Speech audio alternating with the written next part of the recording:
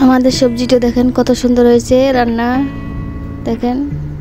আসসালামু আলাইকুম বন্ধুরা, আমরা আজকে কুমড় রান্না করব। এই কুমড়টা আমরা রান্না করব। ভালো করে কেটে নিচ্ছে। কেটে নেওয়ার পরে আমি ভালো করে ধুয়ে আমি সিদ্ধ চড়াই দেব। কুমড়টা একটু সিদ্ধ করে নেব আগে।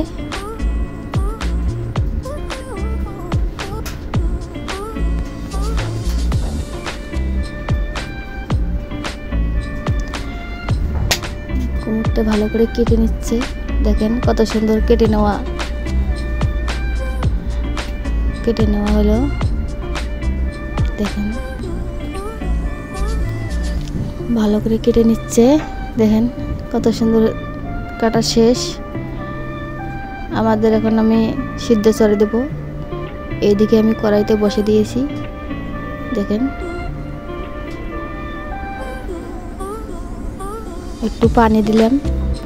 পানি দেওয়ার পরে আমি ঢেকে দেব। এই দেখেন আমি এই শুকনো মাংসটা দিয়ে আমি এই কুমড়টা রান্না করব আজকে। আপনারা পুরো ভিডিওটা দেখেন বন্ধুরা। এই যে রসুন আদা নিয়েছি, মরিচ নিয়েছি, সব কিছু আমি বেটে নেব। আমার এই যে কুমড়টা আমার একটু সিদ্ধ হয়ে গেছে। আমি এই যে এখন নেমে নেব কুমড়। তেলটা দিয়ে দিলাম, আমি পেঁয়াজটা দিয়ে দিলাম। ভালো করে নাড়াচাড়া করব। মরিচ সব কিছু বেটে নিয়েছি একসাথে আমি দিয়ে দিলাম। হলুদ গুঁড়ো দিয়ে দিচ্ছি, 2 চামচ দিয়ে দিলাম হলুদ গুঁড়ো, 1 চামচ জিরা গুঁড়ো, 1 চামচ লবণ দিয়ে দিলাম। এখন ভালো করে নাড়াচাড়া করে আমি একটু পানি দেব। হলুদ গুঁড়ো, মরিচের গুঁড়ো দিয়ে দিলাম। শুকনো মাংসটা দিয়ে দিলাম। আমি একটু পানি দিয়ে দিলাম। এখন ভালো করে নাড়াচাড়া করব। করিয়ে আমি কেটে সিদ্ধ রাখা কুমড়টা আমি দিয়ে দেব। গরম মশলার গুঁড়ো দিয়ে দিলাম আমি।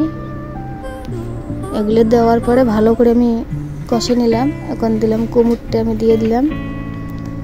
এখন ভালো করে নাড়াচাড়া করব আমি। করে পানি দেব না, ঢেকে দেব। এমনই আমি ঢেকে দেব।